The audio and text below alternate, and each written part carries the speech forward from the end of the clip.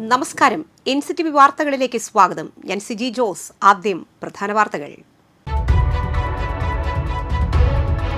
തിരുവമ്പാടിയും പാറമേക്കാവും ഉപചാരം ചൊല്ലിപ്പിരിഞ്ഞു. തൃശൂർ പൂരത്തിന് പ്രൗഢമായ പരിസമാപ്തി. മുണ്ടത്തിക്കോട് വെടിക്കെട്ട് പുരയിലുണ്ടായ സ്ഫോടനത്തിൽ ഒരു മരണം കൂടി. അപകടത്തിൽ മരിച്ചവരുടെ എണ്ണം 17ആയി. വരന്തരപ്പള്ളി പഞ്ചായത്തിൽ കുടിവെള്ളക്ഷാമം രൂക്ഷം. പഞ്ചായത്തിൽ സർവകക്ഷി യോഗം ചേർന്നു. പുതുക്കാട് കാഞ്ഞുപാടത്ത് കൃഷിയിടത്തിൽ സാമൂഹ്യവിരുദ്ധർ മാലിന്യം തള്ളി പരാതിയുമായി നാട്ടുകാർ. സംസ്ഥാനത്ത് പ്രഖ്യാപിത വൈദ്യുതി നിയന്ത്രണം വരുന്നു. 15 മിനിറ്റ് മുതൽ അരമണിക്കൂർ വരെ നിയന്ത്രണം. അടിപ്പാത നിർമ്മാണം നടക്കുന്ന ആമ്പല്ലൂരിലെ സർവീസ് റോഡിൽ സ്ലാബുകൾ തകരുന്നത് തുടർക്കഥ. അപകടഭീതി ഒഴിവാക്കണമെന്ന് യാത്രക്കാർ. നെല്ലായി സെന്റ് മേരീസ് പള്ളിയിലെ വിശുദ്ധ യൂദാ തദേവുസിന്റെ ഊട്ടുതിരുനാൾ ചൊവ്വ ബുധൻ ദിവസങ്ങളിലായി ആഘോഷിക്കും.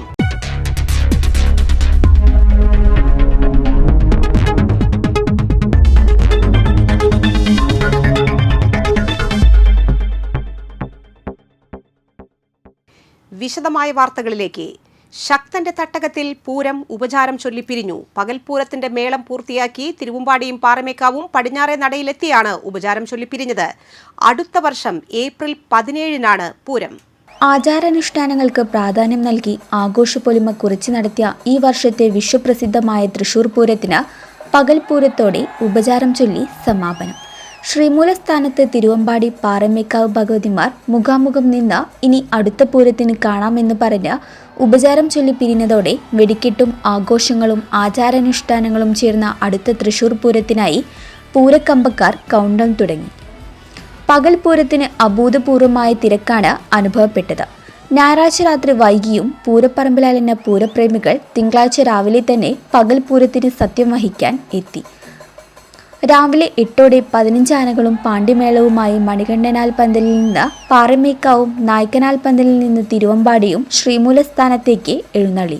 ഇരുഭാഗത്തും 15 ഗജവീരന്മാർ അണിനിരന്നു. കുടമാറ്റങ്ങളും ആവർത്തിച്ചു. കിഴക്കൂട്ട് അനിയന്മാരാരും ചെറുശ്ശേരി കുട്ടന്മാരാരും അപ്പുറവും ഇപ്പുറവും നിന്ന് മേളസദ്യ വിളമ്പി.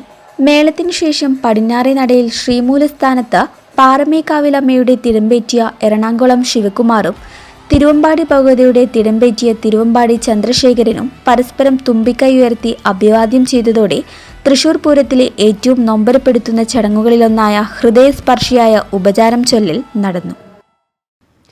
മുണ്ടത്തിക്കോട് വെടിക്കെട്ട് പുരയിലുണ്ടായ സ്ഫോടനത്തിൽ ഒരു മരണം കൂടി. തൃശൂർ മെഡിക്കൽ കോളേജ് ആശുപത്രിയിൽ ചികിത്സയിലുണ്ടായിരുന്ന തൃശൂർ സ്വദേശി രാകേഷാണ് മരിച്ചത്. ഇതോടെ അപകടത്തിൽ മരിച്ചവരുടെ എണ്ണം 17ആയി. അപകടത്തിൽ പരിക്കേറ്റ് ചികിത്സയിലായിരുന്ന എടപ്പാൾ സ്വദേശി ഉണ്ണികൃഷ്ണൻ ഞായറാഴ്ച മരിച്ചിരുന്നു. 60% പൊള്ളലേറ്റ് തൃശൂർ മെഡിക്കൽ കോളേജ് ആശുപത്രിയിൽ ചികിത്സയിലിരിക്കെയായിരുന്നു മരണം. അപകടത്തിൽ പരിക്കേറ്റ് ചികിത്സയിലായിരുന്ന തിരുവമ്പാടി വെടിക്കെട്ടിന്റെ കരാറുകാരൻ സതീശൻ കഴിഞ്ഞ ദിവസം മരിച്ചിരുന്നു. ഇദ്ദേഹവും തൃശൂർ മെഡിക്കൽ കോളേജ് ആശുപത്രിയിൽ ചികിത്സയിലായിരുന്നു. അപകടത്തിൽ സതീശന് 100% പൊള്ളലേറ്റിരുന്നു. പുലിക്കളി കലാകാരനായിരുന്നു മരിച്ച രാകേഷ്.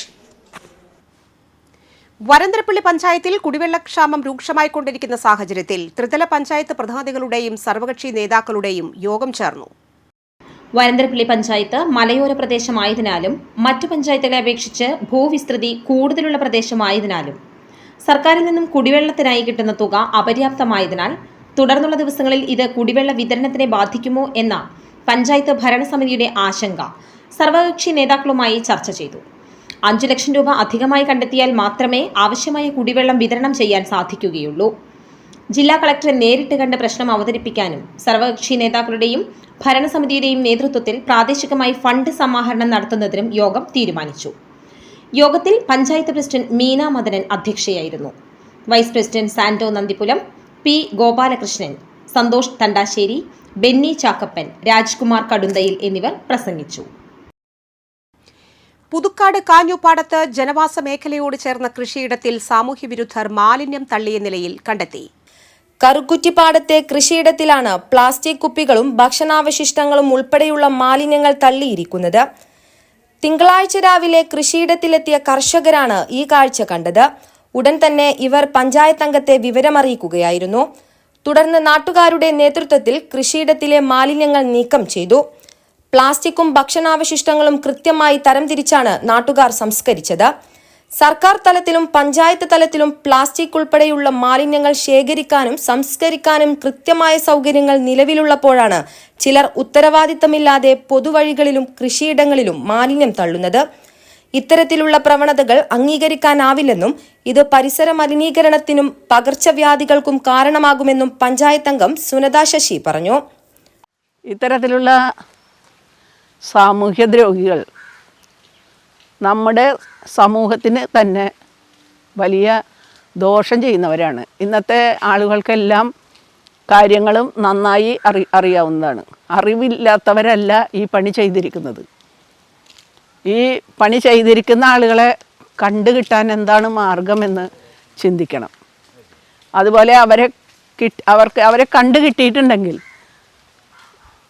വളരെ വലിയ പിഴ ചുമത്തിക്കൊണ്ട് അവർ ഇനി ഒരാളും ഇത്തരത്തിലുള്ള വേസ്റ്റ് കണ്ട വഴിയിലും റോഡരികിലും പറമ്പിലും ആളൊഴിഞ്ഞ പറമ്പിലും ഒക്കെ തള്ളുന്നത് ഇല്ലാതാക്കുന്നതിനുള്ള ഒരു സമീപനം നമുക്കുണ്ടാക്കി എടുക്കേണ്ടിയിരിക്കുന്നു. നാട്ടുകാർ തന്നെ സംഘടിച്ച് അതിനുവേണ്ട ഒരു പരിശ്രമം നടത്തേണ്ടിയിരിക്കുന്നു എന്നാണ് എനിക്ക്. സംഭവത്തിൽ നാട്ടുകാർ പ്രതിഷേധം അറിയിക്കുകയും പ്രദേശത്ത് CCTV സ്ഥാപിക്കണമെന്നാവശ്യപ്പെടുകയും ചെയ്തു. കുറ്റക്കാർക്കെതിരെ കർശന നടപടി സ്വീകരിക്കണമെന്നും കർഷകർ ആവശ്യപ്പെട്ടു. സംസ്ഥാനത്ത് പ്രഖ്യാപിത വൈദ്യുതി നിയന്ത്രണം വരുന്നു. പീക്ക് ലോഡ് മാനേജ്മെന്റ് എന്ന രീതിയിലാണ് വൈദ്യുതി നിയന്ത്രണം നടപ്പിലാക്കുക. 15 മിനിറ്റ് മുതൽ അരമണിക്കൂർ വരെ നിയന്ത്രണം ഉണ്ടാകും. ലോഡ് കൂടുന്നതിനനുസരിച്ച് പ്രാദേശികമായി നിയന്ത്രണം ഏർപ്പെടുത്തും. സാധ്യമായ സമയത്ത് SMS വഴി അറിയിക്കുമെന്നും KCB അറിയിച്ചു. കേരളത്തിൽ കടുത്ത ചൂട് അനുഭവപ്പെടുന്നതിനിടെയാണ് വൈദ്യുതി നിയന്ത്രണം ഏർപ്പെടുത്തുന്നത്. വൈദ്യുതി നിയന്ത്രണമില്ലാതെ മുന്നോട്ടു പോകാനാകില്ലെന്നും ജനങ്ങളുടെ ഭാഗത്തു നിന്നും സഹകരണം ഉണ്ടാകണമെന്നുമാണ് KCB അഭ്യർത്ഥിക്കുന്നത്. പ്രഖ്യാപനമില്ലാതെ പലയിടങ്ങളിലും വൈദ്യുതി മുടങ്ങുന്നത് വലിയ തരത്തിലുള്ള പ്രതിഷേധങ്ങൾക്ക് വഴിവെച്ചിരുന്നു. ഇതിനിടെയാണ് വൈദ്യുതി നിയന്ത്രണം ഉണ്ടാകുമെന്ന് KCB അറിയിച്ചിരിക്കുന്നത്. പീക്ക് ലോഡ് മാനേജ്മെന്റ് എന്ന രീതിയിൽ വൈദ്യുതി ഉപയോഗം നിയന്ത്രിക്കാനാണ് തീരുമാനിച്ചിരിക്കുന്നത്. 6 മണി മുതൽ 11 മണി വരെയുള്ള സമയങ്ങളിലാണ് വൈദ്യുതി ഉപയോഗം ഏറ്റവും കൂടുതലുള്ളത്. അതത് പ്രദേശത്തിന്റെ പ്രത്യേകതകൾക്കനുസരിച്ച് 15 മിനിറ്റ് മുതൽ അരമണിക്കൂർ വരെയാണ് വൈദ്യുതി ഉപയോഗത്തിൽ നിയന്ത്രണം ഏർപ്പെടുത്തുക. അടിപ്പാത നിർമ്മാണം നടക്കുന്ന ദേശീയപാത ആമ്പല്ലൂരിലെ സർവീസ് റോഡിൽ സ്ലാബുകൾ തകരുന്നത് തുടർക്കഥയാകുന്നു. തൃശൂർ ഭാഗത്തേക്ക് പോകുന്നിടത്ത് ഗോകുലം ഹോട്ടലിന്റെ മുൻവശത്തോട് ചേർന്നാണ് 2 ദിവസം മുൻപ് സ്ലാബ് തകർന്നിരിക്കുന്നത്. ഇതുവരെയും മാറ്റിയിട്ടില്ല. ഇതിനു മുൻപ് ചാലക്കുടി ഭാഗത്തേക്കുള്ള സർവീസ് റോഡിൽ നിരവധി തവണയാണ് സ്ലാബ് തകർന്നത്. ഇരുചക്ര വാഹനങ്ങളടക്കം പോകുന്ന വഴിയിൽ വലിയ അപകട ഭീഷണിയാണ് സ്ലാബുകൾ തകരുമ്പോൾ ഉണ്ടാകുന്നത്. സർവീസ് റോഡുകളിലെ സ്ലാബ് തകർച്ച പരിഹരിക്കാൻ NHAI ഇടപെടണമെന്നും യാത്രക്കാർ ആവശ്യപ്പെട്ടു. ഈ നാഷണൽ ഹൈവേയുടെ പണി നല്ല രീതിയിൽ നടക്കുന്നുണ്ട്. അതിൽ വളരെയധികം സംസ്ഥാന സർക്കാരിനും അതിന് ബന്ധപ്പെട്ട ഭരണാധികാരിക്കും വളരെ നന്ദിയുണ്ട്. പക്ഷേ നമ്മുടെ സർവീസ് റോഡ് ഈ നാഷണൽ ഹൈവേയുടെ ഇരുഭാഗത്തുള്ള സർവീസ് റോഡുകളിലും ഒരു ശ്രദ്ധിക്കുന്നില്ല. പലയിടങ്ങളിലും സ്ലാബുകൾ പൊട്ടിപ്പൊളിഞ്ഞും ജനങ്ങൾക്ക് ആകെ മടക്കാൻ പറ്റാവുന്നത് ഈ സർവീസ് റോഡിൻ്റെ സ്ലാബ് മേൽക്കൂടെയാണ്. പക്ഷേ ഈ സ്ലാബുകളെല്ലാം പൊട്ടിപ്പൊളിഞ്ഞും തകർന്നും വലിയൊരു അപകടം പലരും മരിച്ചു വീഴാൻ തന്നെ കാരണമാവാൻ സാധ്യതയുണ്ട്. ബന്ധപ്പെട്ട ഇതിൻ്റെ നാഷണൽ ഹൈവേ അതോറിറ്റിയും അറിയിച്ചിട്ടും ഇവരുടെ ഭാഗത്ത് യാതൊരു നടപടിയും ഉണ്ടാകുന്നില്ല. അതുകൊണ്ട് ബഹുമാനപ്പെട്ട തൃശ്ശൂരിൻ്റെ ജില്ലാ കളക്ടറും ബന്ധപ്പെട്ട ഭരണാധികാരികളും ഇതിന് അടിയന്തരമായി ഈ സ്ലാബുകളുടെ കാര്യങ്ങൾ ശ്രദ്ധിക്കുകയും അത് മാറ്റി സ്ഥാപിക്കുന്ന ആവശ്യമായ നടപടികൾ സ്വീകരിക്കണമെന്ന് വിനീതമായി അപേക്ഷിക്കുന്നു. നെല്ലായി സെന്റ് മേരീസ് പള്ളിയിലെ വിശുദ്ധ യൂദാ തദേവുസിന്റെ ഊട്ടുതിരുനാൾ ചൊവ്വ ബുധൻ ദിവസങ്ങളിലായി ആഘോഷിക്കുമെന്ന് ഭാരവാഹികൾ വാർത്താസമ്മേളനത്തിൽ അറിയിച്ചു. ചൊവ്വാഴ്ച വൈകുന്നേരം 5:30 ഫാദർ സിൻഡോ നങ്ങിനി, ഫാദർ അലൻ തെക്കുംപുറം എന്നിവരുടെ കാർമ്മികത്വത്തിൽ പ്രസുതേന്തി വാഴ്ച, ലതീഞ്ഞ്, ആഘോഷമായ പാട്ടുകുർബാന, നൊവേന, പ്രദക്ഷിണം, രൂപം എഴുന്നള്ളിച്ചുവെക്കൽ, തിരുനാൾ ദിനമായ ബുധനാഴ്ച ഉച്ചകഴിഞ്ഞ് 4:30 ഫാദർ സിബു കള്ളാപ്പറമ്പലിന്റെ കാർമ്മികത്വത്തിൽ പാട്ടുകുർബാന, തുടർന്ന് പ്രദക്ഷിണം, ഊട്ടുനേർച്ച എന്നിവ ഉണ്ടാകും. 4200 പേർക്കാണ് ഇത്തവണ ഊട്ടുനേർച്ച ഒരുക്കുന്നത്. വാർത്താസമ്മേളനത്തിൽ വികാരി ഫാദർ തോമസ് എണങ്കുന്നപ്പുഴ, കൈക്കാരന്മാരായ George Ponmanassery, Andrew Manjali, general convener Joshy Thekkumpuram, publicity convener Seeko Manjali എന്നിവർ പങ്കെടുത്തു. നെല്ലായി സെന്റ് മേരീസ് ഇടവകയിൽ അത്ഭുത പ്രവർത്തനായ വിശുദ്ധ യൂദാശ്ലീഹായുടെ തിരുനാൾ ഊട്ടുതിരുനാളായി ഏറ്റവും ആഘോഷപൂർവ്വം കൊണ്ടാടുന്നു. നിങ്ങളെല്ലാവരെയും തിരുനാളിലേക്ക് സ്നേഹത്തോടുകൂടി ക്ഷണിക്കുന്നു. 20-ാം തീയതി മുതൽ നവനാൾ കുർബാനകൾ ആരംഭിച്ചു. 26-ാം തീയതി ഞായറാഴ്ച തിരുനാളിൻ്റെ കൊടിയേറ്റവും നടത്തി. ഇനി തിരുനാൾ ദിനങ്ങളിലേക്ക് 28, 29 ദിവസത്തെ തിരുകർമ്മങ്ങളിലേക്ക് നിങ്ങളെല്ലാവരെയും പ്രത്യേകമായി ക്ഷണിക്കുന്നു. നെല്ലായി സെന്റ് മേരീസ് പള്ളിയിൽ വിശുദ്ധ യൂദാ തദേവൂസിന്റെ ഊട്ടുതിരുനാളിന് കൊടിയേറി. ഇരിങ്ങാലക്കുട രൂപത ഫിനാൻസ് ഓഫീസർ ഫാദർ ലിജോ കോങ്കോത്ത് കൊടിയേറ്റം നിർവഹിച്ചു. വികാരി ഫാദർ തോമസ് എളങ്കുന്നപ്പുഴ സഹകാർമ്മികത്വം വഹിച്ചു. ഈ മാസം 29-നാണ് തിരുനാളാഘോഷം. പിതാവിന്റെയും പുത്രന്റെയും പരിശുദ്ധാത്മാവിന്റെയും നാമത്തിൽ ആമേൻ. മേഘങ്ങളെ വാഹനമാക്കി കാറ്റ്. കേരളത്തിലെ ജൈവ കർഷകർക്ക് നിലവിൽ സർക്കാർ നൽകിവരുന്ന നാമമാത്രമായ സബ്സിഡി തുക കാലോചിതമായി വർദ്ധിപ്പിച്ച് നൽകണമെന്ന് കേരള ജൈവ കർഷക സമിതി മറ്റത്തൂർ യൂണിറ്റ് വാർഷിക സമ്മേളനം സർക്കാരിനോട് ആവശ്യപ്പെട്ടു. കിഴക്കേ കോടാലിയിൽ സംഘടിപ്പിച്ച സമ്മേളനം മറ്റത്തൂർ ഗ്രാമപഞ്ചായത്ത് അംഗം PS അംബുജാക്ഷൻ ഉദ്ഘാടനം ചെയ്തു. യൂണിറ്റ് പ്രസിഡന്റ് EH സഹീർ അധ്യക്ഷത വഹിച്ചു. Unit joint secretary E Narayanankutty, treasurer Jima Sindon, ജില്ലാ കമ്മിറ്റി അംഗങ്ങളായ PV വേലായുധൻ, ജയപാലൻ തേമാത്ത്, യൂണിറ്റ് ഭാരവാഹികളായ TP Vinayan, VK Kasim, Sunitha Sivan, VS Kishore എന്നിവർ പ്രസംഗിച്ചു. ഭാരവാഹികളായി VK Kasim president, VS Kishore, Sunitha Sivan vice പ്രസിഡന്റുമാർ, EH Zaheer secretary, E Narayanankutty, TV Sivaraman joint സെക്രട്ടറിമാർ, ജിമ സിൻഡോൺ ട്രഷറർ എന്നിവരെ തെരഞ്ഞെടുത്തു. കെട്ടിടത്തിന്റെ മുകൾ നിലയിൽ പ്രവർത്തിച്ചിരുന്ന കോടാലിയിലെ അക്ഷയ കേന്ദ്രം പുതിയ കെട്ടിടത്തിലെ താഴത്തെ നിലയിലേക്ക് മാറ്റി തിങ്കളാഴ്ച മുതൽ പ്രവർത്തനം തുടങ്ങുമ്പോൾ വർഷങ്ങളായുള്ള തന്റെ പരിശ്രമങ്ങൾക്ക് ഫലമുണ്ടായതിൽ ആഹ്ലാദിക്കുകയാണ് മുപ്ലിയം സ്വദേശിയായ മനുഷ്യാവകാശ പ്രവർത്തകൻ KG രവീന്ദ്രനാഥ്. വരന്തരപ്പള്ളിയിലും കോടാലിയിലുമടക്കം വിവിധ സ്ഥലങ്ങളിൽ കെട്ടിടങ്ങളുടെ മുകൾ നിലയിൽ പ്രവർത്തിക്കുന്ന അക്ഷയ കേന്ദ്രങ്ങളിൽ എത്തിപ്പെടാൻ വയോജനങ്ങളും ഭിന്നശേഷിയുള്ളവരും ഗർഭിണികളും അനുഭവിക്കുന്ന ദുരിതം ചൂണ്ടിക്കാണിച്ച് 2022 KG രവീന്ദ്രനാഥ് സംസ്ഥാന മനുഷ്യാവകാശ കമ്മീഷന് ഹർജി നൽകിയിരുന്നു. ഹർജി പരിഗണിച്ച കമ്മീഷൻ അക്ഷയ കേന്ദ്രങ്ങളുടെ പ്രവർത്തനം താഴത്തെ നിലയിലേക്ക് മാറ്റാൻ ബന്ധപ്പെട്ടവർക്ക് നിർദ്ദേശം നൽകി. എന്നാൽ ഈ നിർദ്ദേശം നടപ്പാക്കാൻ കാലതാമസമുണ്ടായപ്പോൾ KG രവീന്ദ്രനാഥ് വീണ്ടും മനുഷ്യാവകാശ കമ്മീഷനെ സമീപിച്ചു. ഇതേ തുടർന്ന് വരന്തരപ്പള്ളിയിലടക്കമുള്ള അക്ഷയ കേന്ദ്രങ്ങൾ താഴത്തെ നിലയിലേക്ക് മാറ്റി പ്രവർത്തനം തുടങ്ങുകയും ചെയ്തു. അനുയോജ്യമായ കെട്ടിടം ലഭിക്കുന്ന മുറയ്ക്ക് കോടാലിയിലേതടക്കമുള്ള അക്ഷയ കേന്ദ്രങ്ങൾ താഴത്തെ നിലയിലേക്ക് മാറ്റാമെന്ന് അധികൃതർ കമ്മീഷനെ അറിയിച്ചിരുന്നു. എൻ്റെ നിവേദനത്തിൻ്റെ അടിസ്ഥാനത്തിൽ മനുഷ്യാവകാശ കമ്മീഷൻ 2022 മുകളിൽ പ്രവർത്തിക്കുന്ന എല്ലാ അക്ഷയ കേന്ദ്രങ്ങളും താഴത്തേക്ക് വന്ന് പ്രവർത്തിക്കണമെന്ന് ഒരു ഉത്തരവ് കൊടുത്തിട്ടുണ്ട്. പിന്നെ അതുപോലെ തന്നെ പുതിയ അക്ഷയ കേന്ദ്രങ്ങൾ കൊടുക്കുന്നത് ഒരിക്കലും മുകളിലത്തെ നിലയിൽ പ്രവർത്തിക്കാൻ പാടില്ല എന്നും ഉത്തരവിൽ പറയുന്നുണ്ട്. അപ്പോൾ കോടാലിയിലത്തെ അക്ഷയ കേന്ദ്രം വർഷങ്ങളായിട്ട് മുകളിലത്തെ നിലയിലാണ് പ്രവർത്തിക്കുന്നത്. അവിടേക്ക് എത്തിപ്പെടാന്ന് പറയുന്നത് ഭയങ്കര ടാസ്ക്കാണ്. അതായത് വയസ്സായവർ, അതിന് ഭിന്നശേഷിക്കാർ, ഗർഭിണികൾ, കൈക്കുഞ്ഞുങ്ങളാക്കി വരുന്നവർക്കൊക്കെ ഭയങ്കര ബുദ്ധിമുട്ടാണ്. ഇതുമായി ബന്ധപ്പെട്ട് ഞാൻ മനുഷ്യാവകാശ കമ്മീഷനിൽ വീണ്ടും പരാതി കൊടുത്തു, ഇവർ ഇത് നടപ്പിലാക്കണില്ല എന്നും പറഞ്ഞ്. അപ്പോൾ ഗീത മാഡം ഉത്തരവിട്ട് എത്രയും പെട്ടെന്ന് തന്നെ നടപ്പിലാക്കണം, താഴെ വന്ന് പ്രവർത്തിപ്പിക്കാവുന്ന സൗകര്യം ചെയ്തു കൊടുക്കണം എന്ന് പറഞ്ഞിട്ട് ഉത്തരവിട്ടുണ്ടെങ്കിലും നാൾ വരെ ചെയ്തിരുന്നില്ല. അതിൻ്റെ അടിസ്ഥാനത്തിൽ വീണ്ടും ഞാൻ അപ്പീൽ പരാതി കൊടുത്തതിൻ്റെ അടിസ്ഥാനത്തിലാണ് ഇപ്പോൾ പുതിയൊരു ബിൽഡിങ്ങിലേക്ക് പ്രവർത്തനം ആരംഭിച്ചിട്ടുണ്ട്. ഇന്നലെ ആയിരുന്നു അതിൻ്റെ ഉദ്ഘാടനം. അപ്പോൾ എനിക്ക് വളരെയേറെ സന്തോഷമുണ്ട്, ചാരിതാർത്ഥ്യമുണ്ട് ജനങ്ങൾക്ക് ഇങ്ങനെ നല്ലൊരു സേവനം ചെയ്തു കൊടുക്കാൻ സാധിച്ചതിൽ. ഇതാണ് മനുഷ്യാവകാശ കമ്മീഷൻ്റെ ഉത്തരവ്.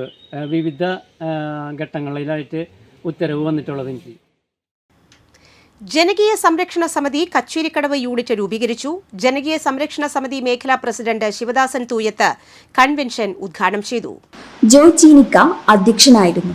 മേഖലാ ജോയിന്റ് സെക്രട്ടറി ഷിഹാബ് പെരുവാൻകുഴിയിൽ, സമിതി നേതാക്കളായ Davis artist, Hamza Kalappadan, PT. Joy, Rasheed Karikkulam, K. Shantha, Mustafa Anikkadan, Soopy Peruvankuzhiyil എന്നിവർ പ്രസംഗിച്ചു. പഞ്ചായത്ത് അംഗം ബിന്ദു പ്രിയനെ കൺവെൻഷൻ ആദരിച്ചു. യൂണിറ്റ് ഭാരവാഹികളെയും തിരഞ്ഞെടുത്തു.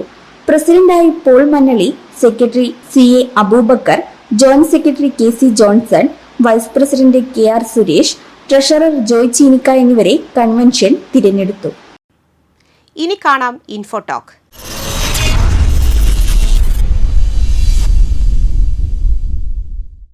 വേനൽ കനക്കുമ്പോൾ ജലജന്യ രോഗങ്ങളായ വയറിളക്കം, മഞ്ഞപ്പിത്തം എന്നിവ പടർന്നു പിടിക്കാൻ സാധ്യതയുള്ളതിനാൽ ജനങ്ങൾ അതീവ ജാഗ്രത പാലിക്കണമെന്ന് ആരോഗ്യവകുപ്പിന്റെ മുന്നറിയിപ്പുണ്ട്. റിപ്പോർട്ട് കാണാം. പുറത്തുനിന്ന് ശീതളപാനീയങ്ങളും ഭക്ഷണവും കഴിക്കുമ്പോൾ കൂടുതൽ ശ്രദ്ധിക്കണം. വയറിളക്ക രോഗങ്ങൾ, ഹെപ്പറ്റൈറ്റിസ് A എന്നിവ സാധാരണയായി കാണപ്പെടുന്ന ജലജന്യ രോഗങ്ങളാണ്. മലിനമായ കുടിവെള്ളത്തിന്റെ ഉപയോഗം, പച്ചവെള്ളം കുടിക്കുന്ന ശീലം, പുറമേ നിന്നുള്ള ഭക്ഷണത്തിന്റെയും ശീതളപാനീയങ്ങളുടെയും ഉപയോഗം, ശീതളപാനീയങ്ങളും മറ്റും വ്യാവസായികാടിസ്ഥാനത്തിൽ നിർമ്മിക്കുന്ന ഐസിന്റെ ഉപയോഗം, ശുചിത്വക്കുറവ് എന്നീ കാരണങ്ങളാണ് ജലജന്യ രോഗങ്ങൾക്ക് കാരണമായിട്ടുള്ളത്. വിവാഹങ്ങൾക്കും മറ്റ് ചടങ്ങുകൾക്കും നൽകുന്ന വെൽക്കം ഡ്രിങ്കുകളും തിളപ്പിച്ച ചൂടുവെള്ളത്തോടൊപ്പം പച്ചവെള്ളം ചേർത്ത് നൽകുന്ന പ്രവണതയും രോഗനിരക്ക് വർദ്ധിക്കാൻ കാരണമാകുന്നു.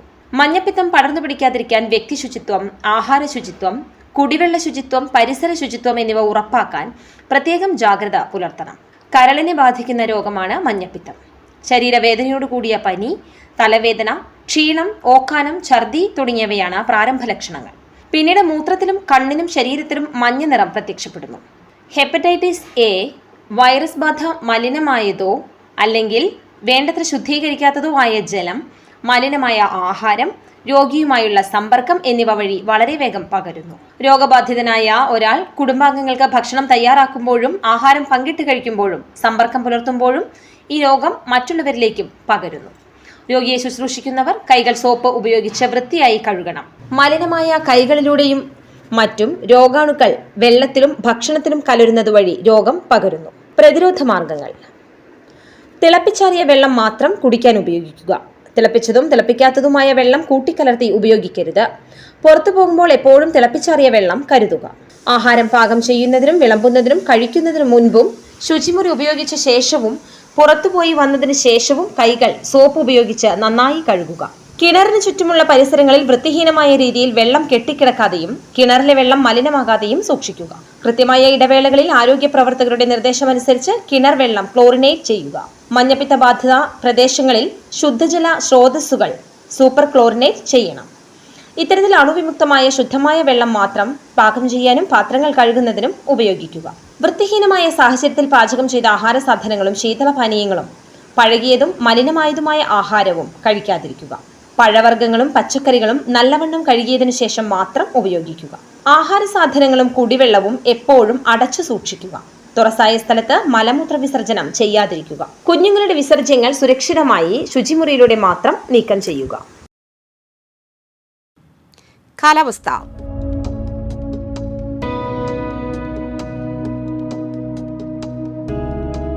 ഇന്ന് കൂടിയ ചൂട് 34 ഡിഗ്രി സെൽഷ്യസ്, കുറഞ്ഞ ചൂട് 26 ഡിഗ്രി സെൽഷ്യസ്.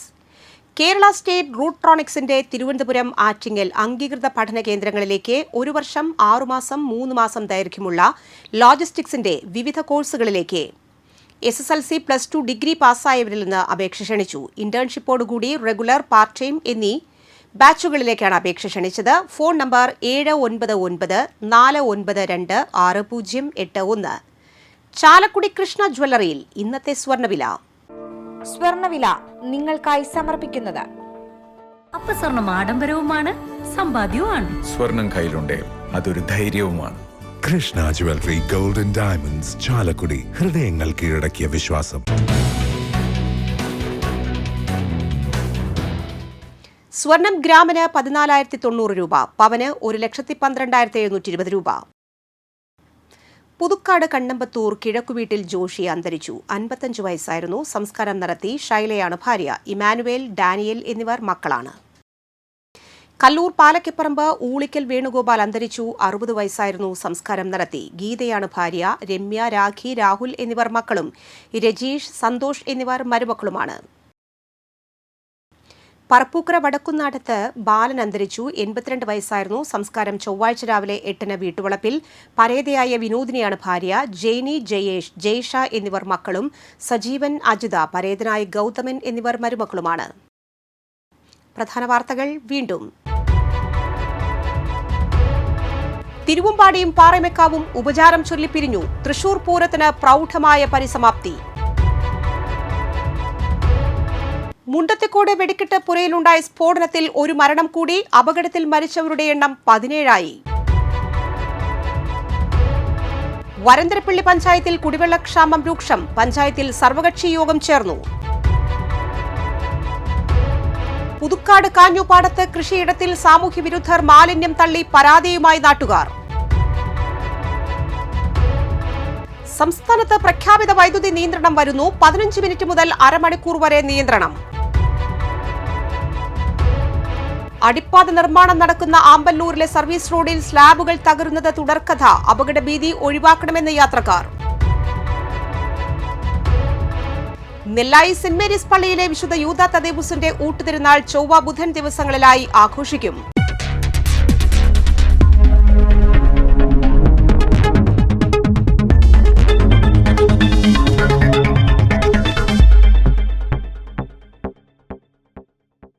ഈ ബുള്ളറ്റിൻ പൂർണ്ണമാകുന്നു. പുതുക്കാട് മേഖലയിലെ പ്രധാന സംഭവങ്ങളുടെ വാർത്താ ക്ലിപ്പുകളും ഡെയിലി ന്യൂസും NCTV ന്യൂസ് എന്ന യൂട്യൂബ് ചാനലിൽ ലഭ്യമാണ്. ന്യൂസ് ബുള്ളറ്റിൻ എല്ലാ ദിവസവും രാത്രി 9 മുതൽ യൂട്യൂബിൽ ലഭ്യമാണ്. വാർത്തകൾക്കും അപ്ഡേറ്റുകൾക്കും nctvnews.com എന്ന വെബ്സൈറ്റും NCTV ന്യൂസ് എന്ന ഇൻസ്റ്റഗ്രാം പേജും ഫോളോ ചെയ്യുക. പുതുക്കാട് നിയോജക മണ്ഡലം, കൊടകര ബ്ലോക്ക് പഞ്ചായത്ത് പരിധികളിലെ സമഗ്ര വാർത്തകൾ അറിയാൻ NCTV ന്യൂസ് എന്ന യൂട്യൂബ് ചാനൽ സബ്സ്ക്രൈബ് ചെയ്യുക. നമസ്കാരം.